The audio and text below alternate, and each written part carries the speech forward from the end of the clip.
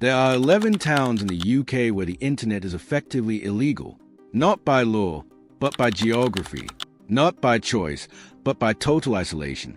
In these places, 4G is a myth, fiber optics don't exist, and you are forced back into the 1990s. And you're not supposed to know about them. Big tech companies and real estate developers have kept these quiet because they can't sell you data plans or smart home packages in a place where the signal goes to die. I've spent months tracking down the coordinates of these dead zones. One village has a population of 40 and no road access. Another is nestled in a valley so deep that the only way to reach it is by a 3-hour hike. Most people are rotting away in hyper-connected, high-stress cities, doom-scrolling their lives away.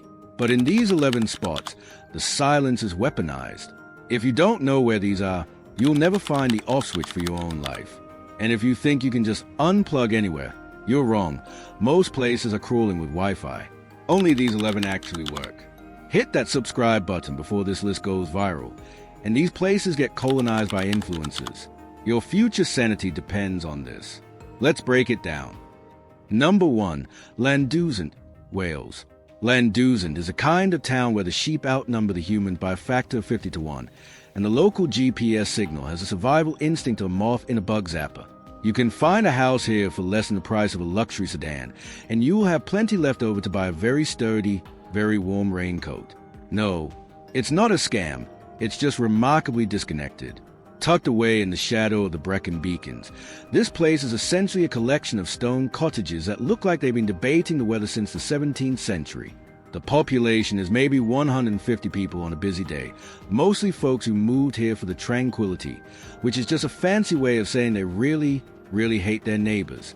It's quiet, it's rural, and it's a definition of blink and you'll miss it. Let's break it down. Median home prices hover around £185,000. That's basically the price of a parking spot in London. Your rent? Probably £550 if you can even find someone renting out a place. Cost of living is about 20% lower than the national average, so your bank account might actually stop crying for once.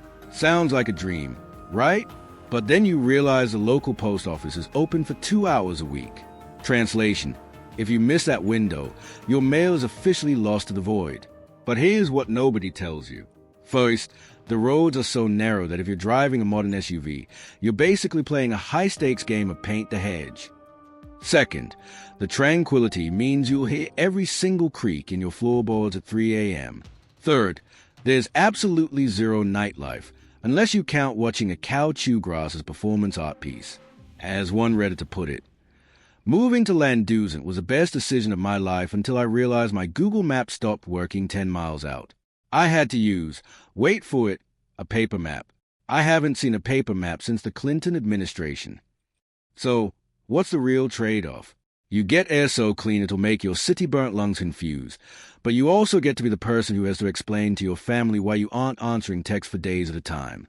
You'll save a ton on rent, but you'll spend your emotional capital explaining that. No, you don't have the Wi-Fi. You have a spot near the kitchen window where you can occasionally pick up a signal if the wind blows the right way. And don't even get me started on the internet situation. It's like living in a library that never gets a signal. I swear, trying to load a web page in Nonexistent is like waiting for a sloth to run a marathon. It's not just slow, it's an existential crisis in dial-up form. Also, the bugs, they don't just exist here. They own the place. You're not the landlord. You're a tenant paying rent to a bunch of midges. Imagine this. It's a Tuesday morning. The mist is clinging to the rolling hills, and the only sound is a distant bay of a sheep that sounds strangely judgmental. You're sitting by your window with a cup of tea that's actually hot, looking out at a landscape that hasn't changed since the Stone Age. It feels incredibly peaceful, like the world has finally stopped spinning. Then, you look at your phone, see the no-service icon mocking you, and realize you have no idea what's happening in the outside world. It's pure, unadulterated bliss, or a total nightmare, depending on how much you value your Twitter feed. Remember Nonexistent's total lack of signal? Nonexistent looked at that and said, "Hold my lukewarm tea." Would you trade your high-speed fiber internet for a life where your biggest worry is whether the post office is open? Comment sheep or signal below. Subscribe before your coworker finds these towns first and brags about their £300 rent. Don't let them have that kind of leverage over your soul. Number 2, Port Gavern, Cornwall. Port Gavern is the kind of town where the ocean views are so good they should be illegal, but the mobile signal is so bad it's practically a structural feature. You can spend £500,000 for a cottage that's basically a glorified birdhouse, and honestly, you'll feel like the smartest person on the planet until the first tourist blocks your driveway. No, it's not a scam, it's just the price of paradise. Tucked into a jagged, narrow cove on the North Cornish coast, this place is essentially a postcard that decided to become a village. The permanent population is barely over 100 people, most of whom are either retired fishermen or people who sold their soul to buy a second home. It's rugged, it's salty, and it's arguably the most beautiful place in the UK, provided you don't mind living in a perpetual state of oops, I have no bars. Let's break it down. Median home prices are sitting north of £500,000, which is basically what you'd pay for a walk-in closet in London. Rent? Good luck finding any. But if you do, expect to pay £1,200 for the privilege of being near the tide. The cost of living is about 5% higher than the national average, mostly because everything has to be trucked down these terrifyingly steep lanes. Translation: your coffee is going to be expensive, and it's going to be worth every penny. But here's what nobody tells you. First, during the summer, the tiny road down to the cove turns into a parking lot of angry tourists. Second, your phone is a paperweight. You'll be doing that classic ritual dance around your living room just to send a text. Third, the salt air will absolutely destroy anything made of metal on your car within 6 months. As one Redditor put it, I felt like a total spy going off a grid in Port Gavern until I saw 3 other people standing on the same rock, all holding their phones in the air just to get a single bar signal. So much for the secret life. So, what's the real trade-off? You get access to some of the best kayaking and coastal walks in the world, but you also get the constant anxiety of living on a cliff that's slowly being claimed by the Atlantic. You'll save your sanity from the 9 to 5 grind, but you might spend your savings on a local mechanic who specializes in salt-damaged everything. And don't even get me started on the parking. It's non-existent. People will park their massive SUVs in spaces designed for a 1950s bicycle, and the resulting chaos is pure, distilled comedy. I once saw a guy try to squeeze a Land Rover into a gap that wasn't even a parking spot. It was just a particularly flat-looking rock. He spent 20 minutes reversing, only to realize he'd blocked the entire village. And don't get me started on the seagulls. They don't just steal your food. They look you in the eye while they do it. Picture this. It's a late summer evening. The sun is dipping below the horizon, painting the cliffs in shades of gold and violet. The air smells like brine and wood smoke, and the only sound is the rhythmic thrum of the tide hitting the rocks. You're sitting on a terrace with a glass of wine, feeling like you've finally escaped the Matrix. Then, you try to check your bank account, get absolutely nothing, and realize you become a hermit by default. Number 3, Ardmore, Scotland. Ardmore is the kind of town where the fog doesn't just sit on the ground. It follows you home, and the local legends are taken more seriously than the local police report.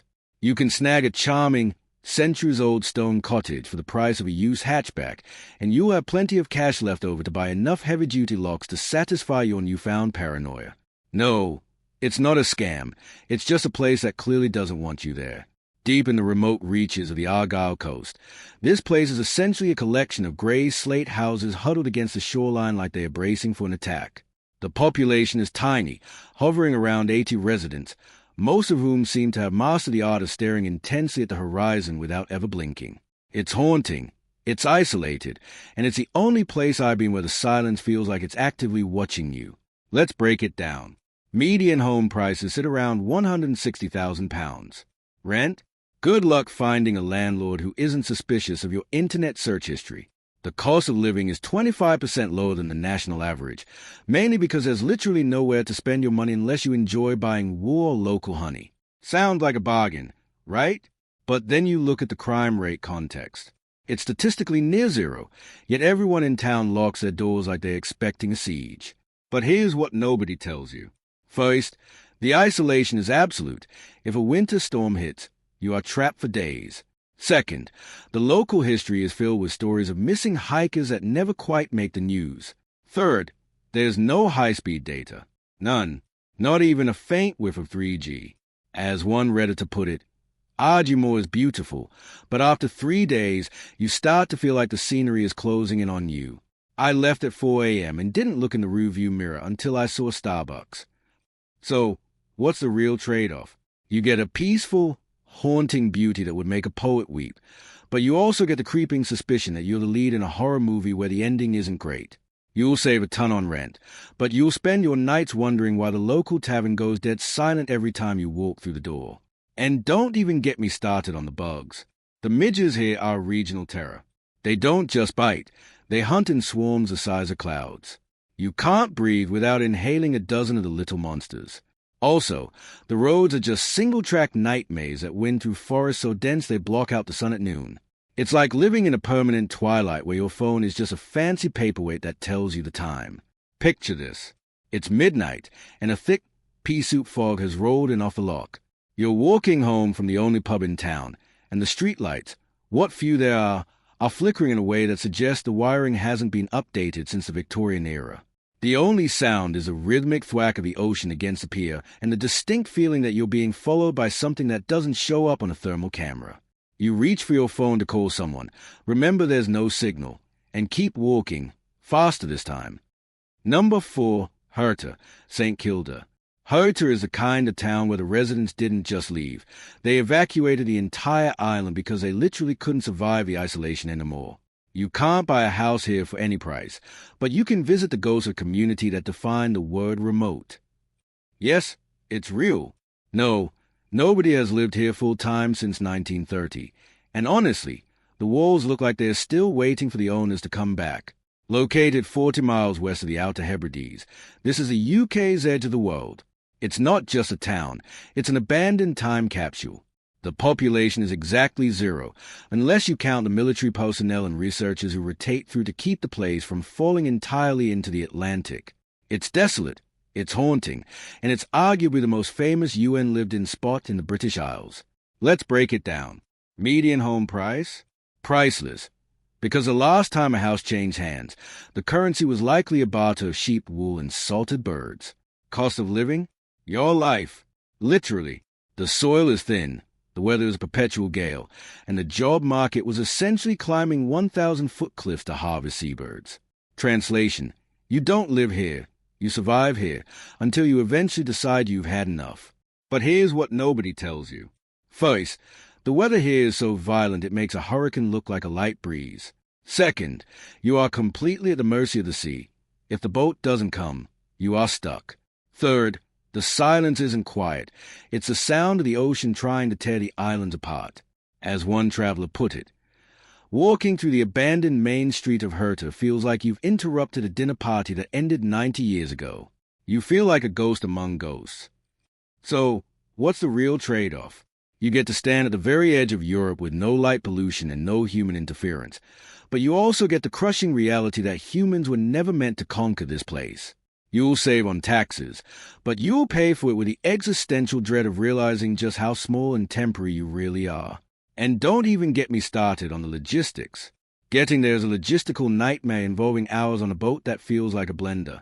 There's no Wi-Fi, no shops, and if you get a toothache, you're looking at a helicopter rescue that costs more than a luxury car. It's not a town, it's an endurance test disguised as a UNESCO World Heritage Site. Picture this. It's mid-afternoon, but the heavy, charcoal clouds make it look like dusk. You're standing in the middle of an empty street, smelling nothing but cold, wet rock and dried seaweed. The only sound is the screaming of thousands of gannets circling the cliffs and the wind tearing at your coat. You walk into an abandoned stone cottage. The roof is gone, and the floor is just moss. You feel a sudden, cold shiver, not from the wind, but from the feeling that you're being watched by the very rocks themselves. Number 5, Dent, Cumbria. Dent is the kind of town where the cobblestones are so old they've probably tripped every generation of the same family since the 1700s. You can snag a charming cottage for well under £300,000, and you'll have plenty of cash left over to keep your fireplace running for the next decade, which you'll definitely need. No, it's not a scam. It's just tucked so far into the Yorkshire Dales that the 21st century practically forgot to include it in the map. Deep in the heart of Cumbria, Dent feels like a movie set that was abandoned mid-production. The population is around 700, mostly made up of people who look like they spent their entire lives walking up steep inclines. It's rugged, it's jaw-droppingly beautiful, and it's the kind of place where the most high-tech thing you'll encounter is a particularly fancy kettle. Let's break it down. Median home prices hover around £280,000. Rent? Good luck, because everything is either a holiday let owned by someone who's lived there since the reign of Queen Victoria. Cost of living is surprisingly manageable, provided you don't need things like same-day grocery delivery or a stable internet connection.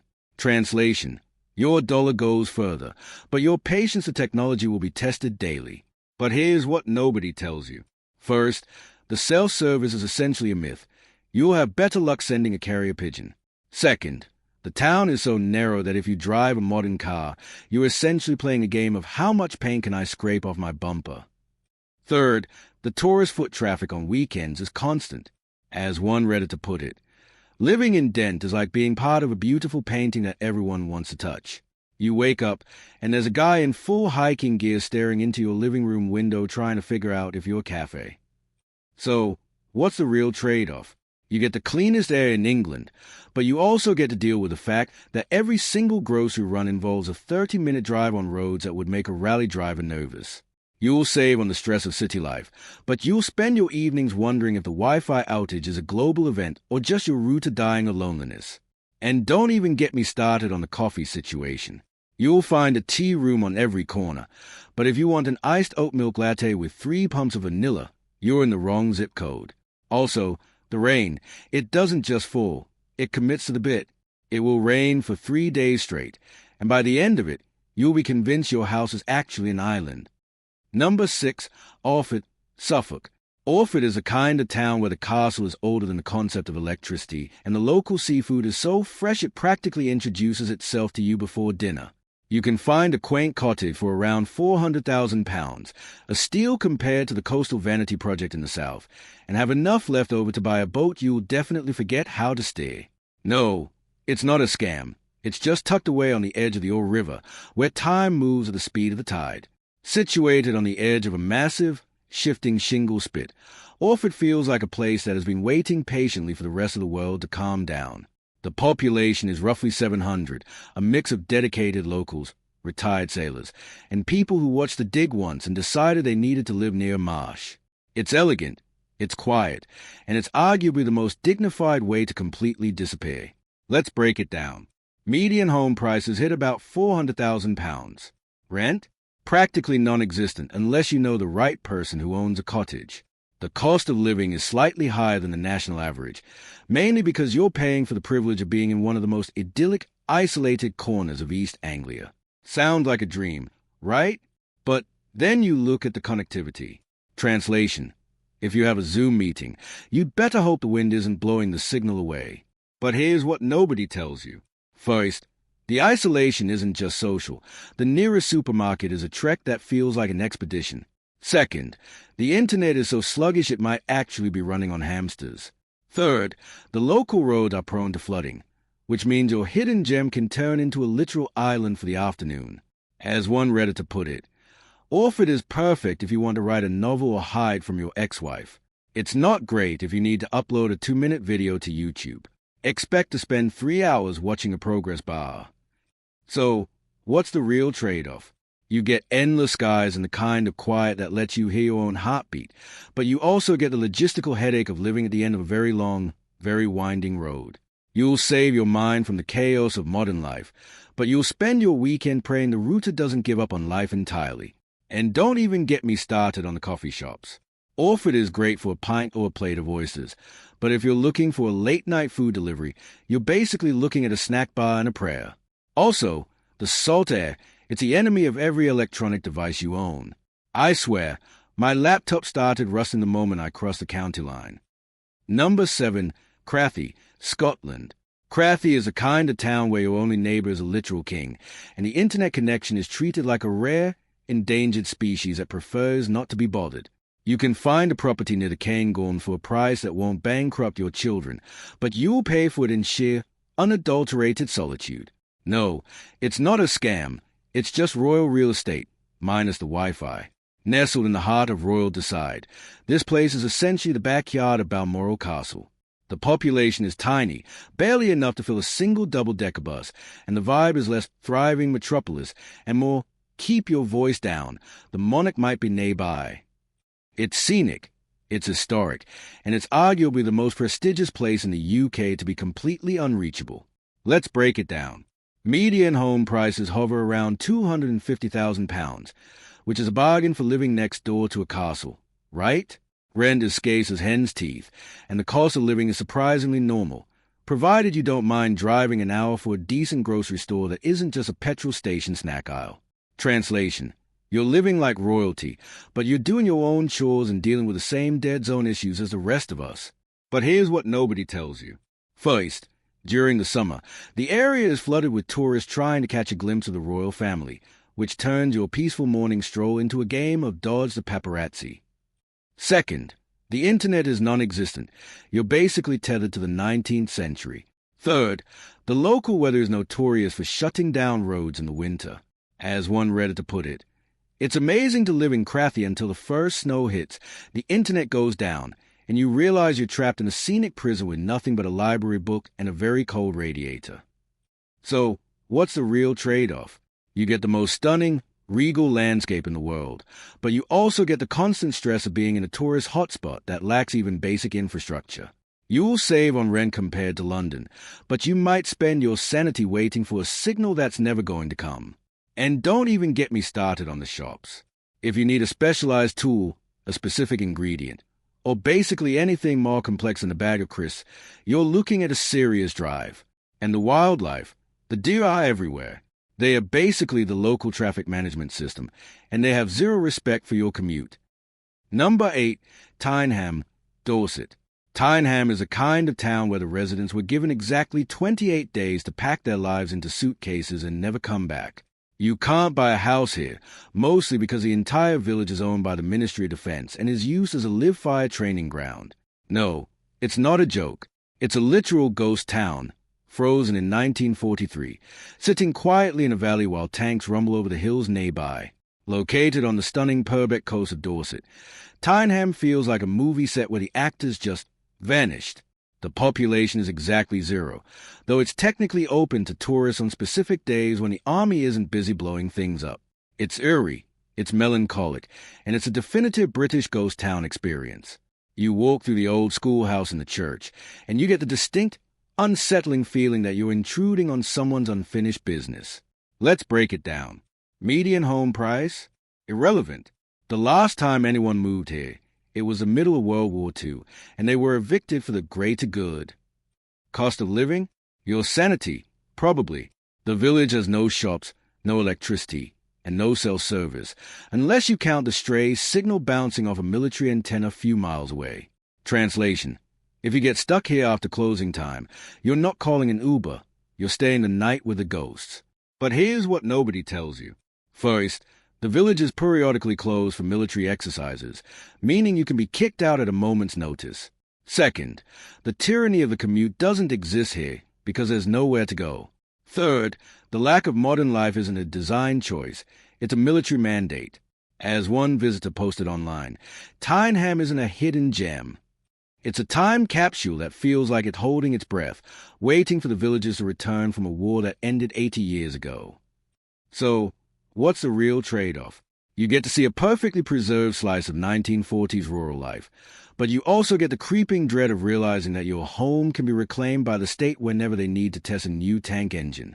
You'll save on property taxes, but you'll pay for it with the existential weight of walking through a place where time literally stopped. And don't even get me started on the silence. It's not the peaceful, bird-chirping silence of a Scottish glen. It's a hollow, heavy silence of a place that's been abandoned. Also, the danger signs. You will see them everywhere. Danger, unexploded ordnance. It's hard to have a relaxing picnic when the ground beneath you might literally be a hazard to your health. Number 9, Knapdale, Scotland. Knapdale is a kind of town where the trees are older than your entire family tree, and the internet signal is so elusive it's essentially the Sasquatch of the Scottish Highlands. You can find a secluded cabin here for a price that'll make your bank account sigh in relief, provided you don't mind having a beaver as your closest neighbor. No, it's not a scam. It's just the raw, unfiltered wilderness. Nestled on the west coast of Argyll, Knapdale feels like the place where the map just gave up. The population is sparse, mostly consisting of people who realize that hustle culture is a scam and move to the woods to count moss. It's dense, it's green, and it's arguably the most beautiful place in the UK to be completely unreachable. Let's break it down. Median home prices here are surprisingly affordable, sitting around £210,000, mostly because most of the real estate is just a plot of land with a very enthusiastic view of a bog. Rent is rare, and the cost of living is low, mainly because you can't spend money on stuff that isn't sold within a 50-mile radius.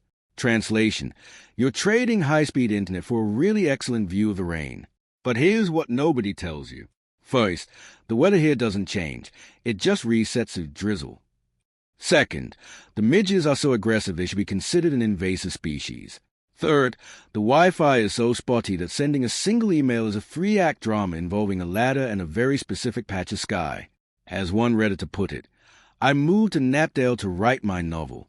3 months later, I've written 4 pages, I know the local deer by name, and I successfully convinced myself that I don't need electricity after 6 p.m.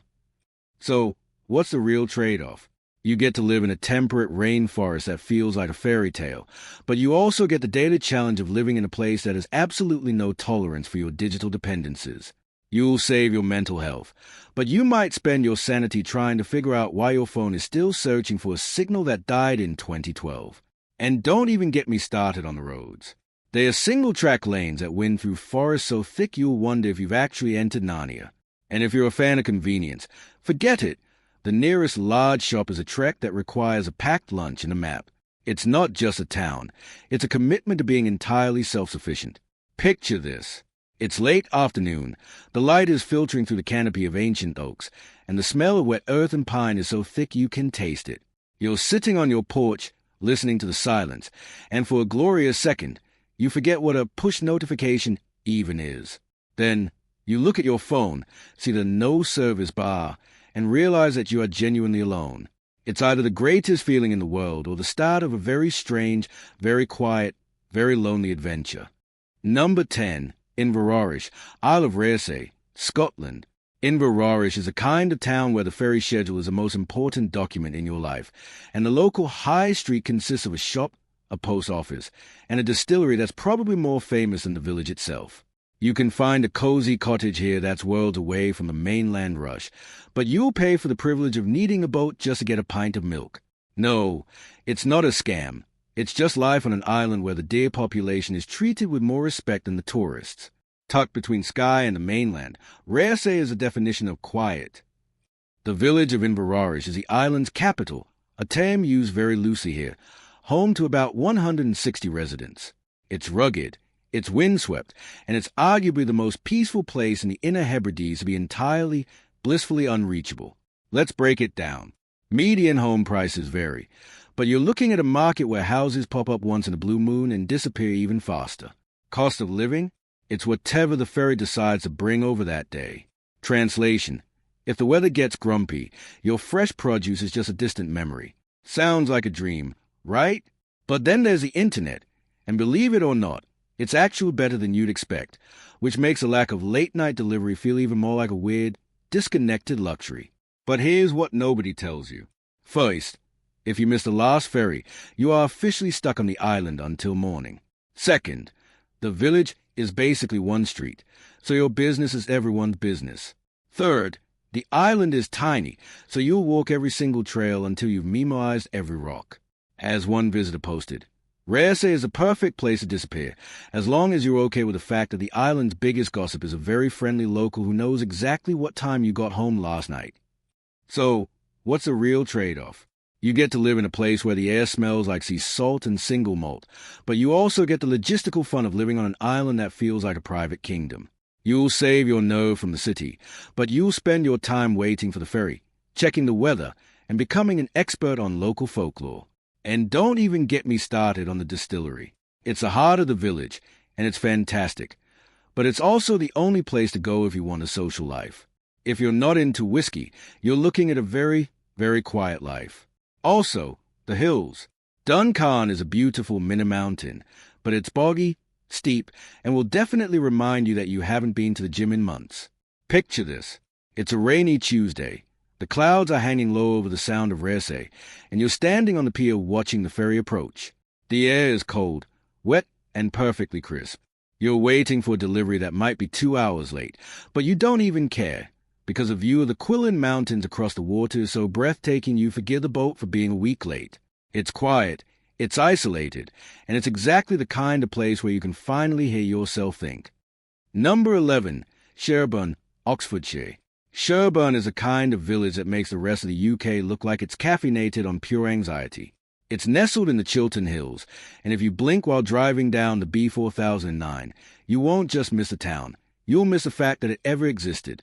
You can't exactly buy a house here because nothing ever goes on the market, but if you do manage to snag a cottage, you'll have a permanent excuse to stop answering your emails. No, it's not a scam. It's just the most frustratingly beautiful dead zone in the south of England. This isn't a rugged Scottish island. It's a quiet, manicured version of isolation. With a population that barely scrapes past 100, the village is mostly a collection of historical estate buildings and a castle that is strictly don't even think about coming in. It's posh, it's peaceful, and it's the ultimate example of how even being 40 miles from London doesn't mean you have to be part of the grid. Let's break it down. Median home prices? If you have to ask, you can't afford it. We're talking well into the £700,000 range for anything with a roof. Rent is essentially a rumor. The cost of living is high, not because of convenience, but because you're paying a premium for the silence of the English countryside. Translation: your dollar barely gets you a pint of milk, but the view of the hills from your driveway is world-class. But here's what nobody tells you. First, the internet is practically non-existent. You're looking at speeds that would make a dial-up modem blush. Second, the village is so small that if you have a disagreement with a neighbor, you're going to be seeing them every single day for the next decade. Third, the quaint charm hides the fact that you are physically tethered to a place with zero amenities. As one resident put it, living in Sherborne is like being in a beautiful, quiet cage. You've got the view, the history, and the peace, but if you run out of coffee on a Sunday, you're basically starting a survival expedition. So, what's the real trade-off?